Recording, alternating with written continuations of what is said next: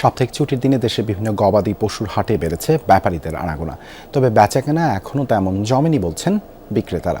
ক্রেতারা দরদাম যাচাই করেই দেখছেন দেশি মাঝারি গরুর চাহিদা বেশি। উত্তরাঞ্চলের হাটগুলোতে বিক্রেতারা ছোট আকারের গরুর দাম হাঁকছেন ৭০,০০০ থেকে ১ লাখ টাকা।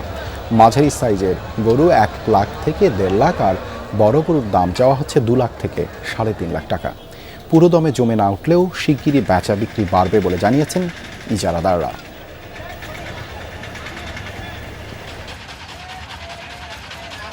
আরও জানাতে নওগাঁ থেকে যুক্ত হচ্ছেন সহকর্মী শফিক ছোটন। শফিক, ছুটির দিনে হাটে কোরবানির পশু সরবরাহ কেমন, দাম কত হাঁকছেন ব্যাপারীরা?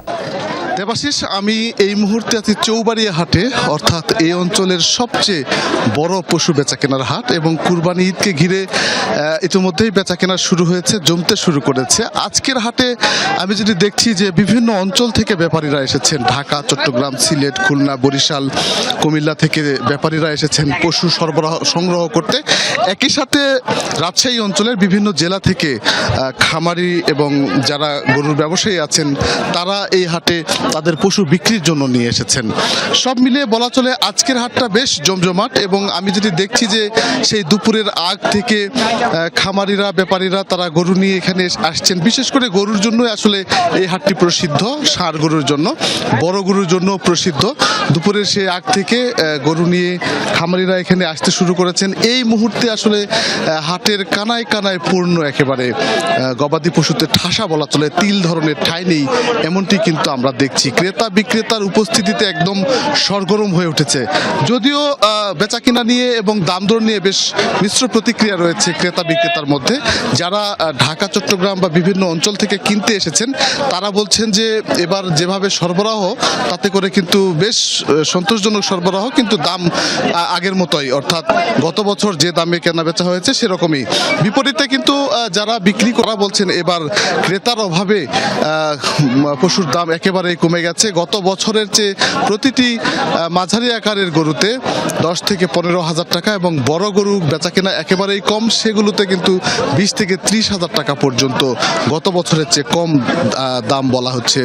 পাইকাররা কিন্তু কম দামে কিনছেন এমনটি খামারিদের পক্ষ থেকে বলা হচ্ছে। সব মিলিয়ে আসলে দাম দর নিয়ে বেশ অভিযোগ থাকলেও বেচাকেনা কিছুটা হয়েছে আজকে। এখনো অনেকখানি বেলা আছে, অর্থাৎ সন্ধ্যা পর্যন্ত এখানে বেচাকেনা চলবে। সে অবধি কি অবস্থা দাঁড়ায় আমরা হচ্ছে যে সন্ধ্যার আগে আসলে বিস্তারিত জানতে পারবো। তবে এই মুহূর্তে বলা চলে যে রাজশাহী অঞ্চলের কয়েকটি জেলা থেকে, বিশেষ করে চাঁপাইনবাবগঞ্জ, নওগাঁ, রাজশাহী, নাটোর, জয়পুরহাট, এই জেলাগুলো থেকে যেমন পশু এসেছে হাটে, তেমনি কিন্তু অন্যান্য পাবনা থেকেও অনেক ব্যাপারী এসেছেন কোরবানির পশু এখানে বেচাকেনার জন্য। তারাও কিন্তু খুব একটা সন্তুষ্ট হতে পারছেন না বেচাকেনা নিয়ে।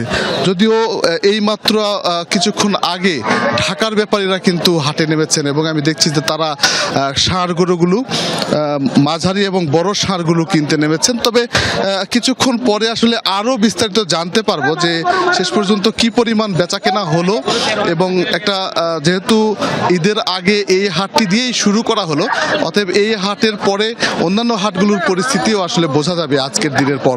সব মিলে বলা চলে মোটা দাগে বেচাকেনা হচ্ছে, এবং কুরবানির ঈদের যে হাট সেটি যে জমে উঠতে শুরু করেছে এই হাট থেকে সেটা বোঝা যাচ্ছে। দেবাশিস, ধন্যবাদ শফিক ছোটন আমাদের সাথে যুক্ত হবার জন্য।